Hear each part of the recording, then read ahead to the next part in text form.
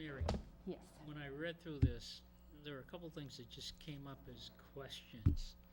And it's related to liability Mhm. and the vetting of drivers and who's responsible if there's an accident. The, You the know, driver's a volunteer, Mhm.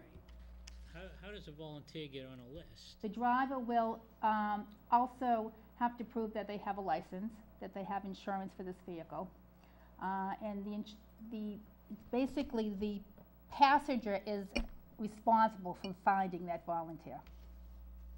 So hopefully through marketing, word of mouth, we're hoping that it's a neighborly, friendly thing to do. People always say, you know, their neighbors will always say to them, I'll drive you to the drugstore, I'll take you to the doctor's appointment. But people don't want to ask after a while because it's inconvenience. But now they can say, you know what, if you give me a ride, we can get reimbursed. And maybe, with no audio, we can go out to lunch. Do that. Oh. Well, we can go out to lunch, you know, we can go to a movie together. It's a way of encouraging people. Again, I want to iterate my concern is that if a volunteer takes somebody Mhm. and there's an accident, somebody gets hurt, the assumption is maybe that the volunteer's insurance policy is going to cover it, but at the same time, it's a program that's been sponsored by Well, and it would work. someone else, and I'm just wondering what kind of liability insurance they're. Well, there is no liability insurance. The liability insurance is totally as if you were asking a friend, a neighbor, and you were in the vehicle. The same way that a Christian community service ride would ask one of those volunteers. It works the same way. There is no liability to the town or the organization that is running the program. The liability would be on the driver, and the driver would be fully insured if something happened. Massachusetts automobiles have to have a minimum coverage, so. Yeah, no, that, I understand what you're driving at as far as, you know, whoever's sponsoring the this program, you know, right. or the agency, would Mystic Valley be on the hook for some sort of liability? Right. You know, my assumption is no, only because it's a federally funded program, which is just being administered by Mystic Valley, that people can avail themselves of and take advantage of. They don't have to, they just can. So there's no culpability on the part of the agency, because they're encouraging people to seek reimbursement, but they're not necessarily requiring them or asking them to do it. It's strictly voluntary. So it's just a mechanism by which the general populace can go and get some assistance in order to assure themselves some mode of transportation. And I think it's a great program.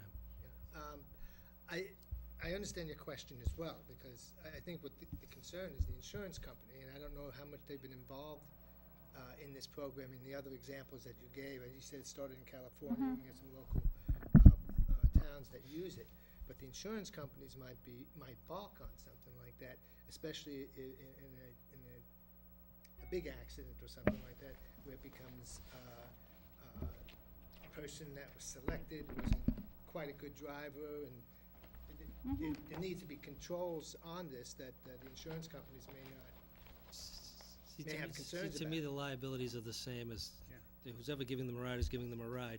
It's not as though somebody's operating a livery service and looking to take advantage of the program. And But I'm it sure being- that the program would vet that But and it not being particularly allow that sanctioned to. by the government through the grant, that doesn't. I don't see it. I think we're overthinking this one. Yeah, I mean, each rider and volunteer will be handed a handbook, and in the volunteer driver handbook, it does say Massachusetts law requires every driver to purchase motor vehicle liability insurance. You must have at least the minimum coverage required by law in order to participate in the TRIP program. Have you ever thought about talking to the local driver's ed people to see, you know, they're all driving around, so maybe they can, part of their education for the drivers to swing by and pick up some of these elders and take them from point A to point B. That could Great be idea. a scary. I think that's Why? They drive slow. I'm a kid, I mean. slow down. Yeah, big Some of guy, these slow people may be down. faint of heart, you know. Oh, and these students are safer on the road? Obviously, driving your around? son hasn't got I a asked- learner's permit yet, right? Folks, I asked a question, not to shoot the program No. down. I just I think- asked, and not to joke about it, I asked for one purpose. Well, to the liability understand, here is you on the know, driver. That this isn't, you know, I look at it from the point of view of Well, someone may decide, I don't have anything else to do, and I'm gonna be a volunteer, and I'll make a little money on the side here, because he's gonna get reimbursed at some rate. Mhm. And then there may be some liability associated with doing that. I just raised the question. And, perhaps it would be good to go back and find out if, the organization is carrying some liability insurance associated with, something that could happen that could end up in a lawsuit. I would think that Mystic Valley has adequate coverage for all the other services that they provide, including meals, home health Oh, here services, you go, and all never the rest mind, of it. I'm sorry, I have as an added measure of safety for you and our riders, TRIP pays for an additional liability insurance for every volunteer driver participating in the There program. we go. We answered the question. So, you know, so- There you but, go. There you go. But I think it's a wonderful opportunity. North Reading is gonna be a pilot community. Yes. Again, yourself and Board of Directors at Mhm. Mystic Valley, Well, I think it's great that Mystic Valley actually applied for this program, actually with North Reading in mind, knowing that we do have a lack of transportation. And hopefully it will work out wonderful and be able to work with other programs in the Mystic Valley circle.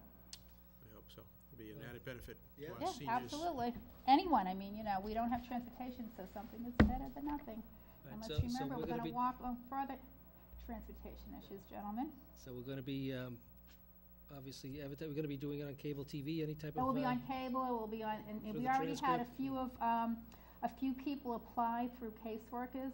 And we have about 63 to 67 active people who are Mystic Valley clients, who, when their caseworkers were out talking to the individuals, were interested in this program, so, Is there any type of limitation on the number and also on an individual taking advantage of the program? Is there a well, dollar we cap? hope not, we hope not. The mileage is 150 miles a month Okay. at whatever the IRS standard is at the time, so we'll hope not. And of course, there's always cases where people may need rides back and forth to chemotherapy, rehab, that will go over that limit, that I'm sure Mystic Valley will have no problem in supplying funding for. Mary, is that 150 to the driver or to the It's to the passenger? the- it gets paid to the passenger, but the passenger is responsible for paying the driver. All right, so the passenger has 150 miles per month. Mm-hmm, Yeah, Yeah. that's great. and they can use 4 different drivers for that, but they're all screened, they apply their names on, And that's all they get is the mileage? all they get is the mileage. Right, so there's no, are there tolls Nope. involved in this if they go No, over well, the if there's a toll? Well, toll, the federal rate's yeah. about 51 If cents there's now. a, yeah, if there's a toll or sometimes parking fees, that the individual usually picks up the parking fees, but there's only really one facility in the area that it's Leahy who charges a parking fee. Right. So when we have Christian Community Service people drive, it's the responsibility of the passenger to pick up that fee, although usually the driver does that also. I think it's a We, great yeah, program. it's I think it's wonderful that Mystic Valley has singled out North Reading Mhm. as the pilot community, and I know that there'll be a number of people in the community that are gonna avail I themselves hope of the so. opportunity. It's marketing, I think getting so. out the word, so let people know that it's available. Thank I you. think it's Do great. we need a motion to, I don't think we need a motion to accept it, do we? I No, don't think just, other than, this is just, That's our blessing. I would just, FYI, right? again, I would, under the chairman's signature, offer a letter of appreciation to Mystic Valley and Mr. Dan O'Leary for the program offering as, North Reading as a pilot program. All right, be it. thank you, Thank you, gentlemen. Mary. Thank you, Have a Mary. good night. You too. Good work. So we are audio, we all up and running? Next item on our agenda is to meet with You the can just fire cross chief. off not, is working. Donation of technical rescue truck. Chief? Good evening, everyone. Hello, chief. Hi, Chief. Hi. Sir, were the pictures handed out? They were, the We board also members have in our received pack. paper copies this evening of all the pictures. I don't know what background you have on this. Do you want me to go through it? I understand you have questions. Okay. Before Chief Harris retired, he set up a deal with Chief Bogart from Linfield to accept the donation of a 1996 GMC heavy rescue truck. You refer to the pictures for what it looks like. Mechanically, it looks to be in excellent physical condition. I'm no mechanic, but it looks to be in great shape. Chief came to me and asked if I would be willing to carry this on to see it so that it could be delivered to the technical rescue team for which it was intended for. And I said to Chief Harris I would. That's how I end up here today in front of you, asking for you to take the donation of this truck so it can be used for the Essex County Technical Rescue Team. and it can be used in North Reading for our own department. It has a cascade system, and for those of you that don't know what that is, if we had a real smoky fire, we could bring this truck to the scene and fill up our Scott bottles, the bottles that we breathe from when we're inside a burning structure. Basically, what you see is what you get. I am not a member of the Essex County Rescue Team, so I really do not know what its intention is, but by looking at the vehicle, I would guess that it's gonna be used to carry equipment and personnel to and from calls and to and from training. It'll be used as a supplemental vehicle to the trailer and the truck that we already have stationed in North Reading. Our team is Team B. There are 3 teams. Other than that, I'll field your questions now, if you haven't. Mr. Chairman, if I could just add, one of the questions that had come up that the board originally asked was what the costs were that the town would incur. We are responsible for the cost of insurance and the cost of fuel. And so the estimate of those 2 items together on an annual basis is under $2,000, but that is our responsibility. We're not responsible for mechanical repairs. No, I understand. as I'm told from the director of the team, maintenance falls back on the individual units, and they're responsible for that. Where will this vehicle be located or stored? Housed, garaged? I would say at the DPW yard, where it's been for the last 2 months or a month, along with the trailer and the Team B chase vehicle. Did we have some form of vehicle before this?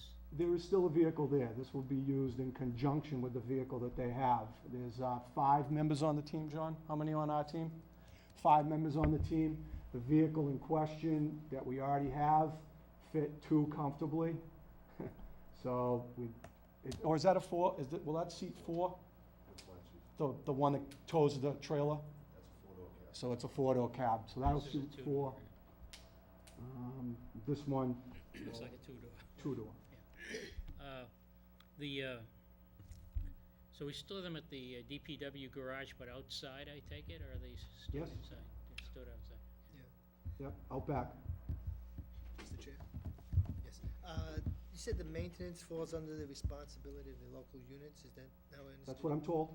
Okay, and then I don't know who are the local units then, I guess I'm a little confused on that. The Essex County Fire Chiefs would pay for all the maintenance for someone in the team, like firefighter Burt, to do maintenance on their vehicle.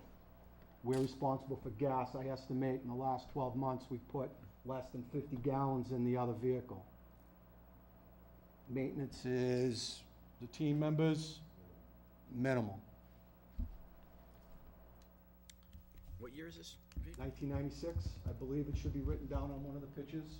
Is it? It probably is. I thought we wrote it down, but if we didn't, I believe it's a 96. I don't have the red title and Got a big registration. fancy Linfield on it. Yeah, we can try to get rid of that.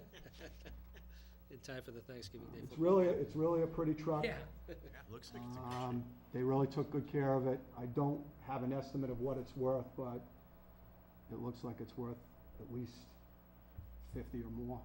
So I would recommend that we take it and allow it to be used in North Reading and allows it to be used for the technical rescue team. That's my recommendation to the board. Just as far as the role of the technical rescue team, I remember Chief Harris talking about it and him being a facilitator of that whole thing, growing the genesis, but just give us a brief overview again as to the purpose of the technical rescue team. There are certain times that people get themselves in trouble that normal firefighters can't get them out. They need to rely on the expertise of the people that have higher training. High-angle rescue, trench, confined space. That team was designed with that in mind. So when we get in a situation that we can't handle as normal firefighters, we dispatch the technical rescue team to come in and to do the rescue, or worse, the recovery. They keep us out of danger. That's what the team was started for. Do we know how often the technical team is called? What's the history and? I know that they have scheduled training, John, scheduled training. Called out emergency calls, or what we have was a training schedule? Emergency calls. I mean, you have to have a training schedule. There's been, I'm sorry, Chief. go ahead. We were called out once for a parachuter out in Dunstable. We were called out for emergency standby in the city of Lawrence approximately a month ago for a DPW call out. And there was like 3 or 4 other call-outs that we have started and then canceled since the team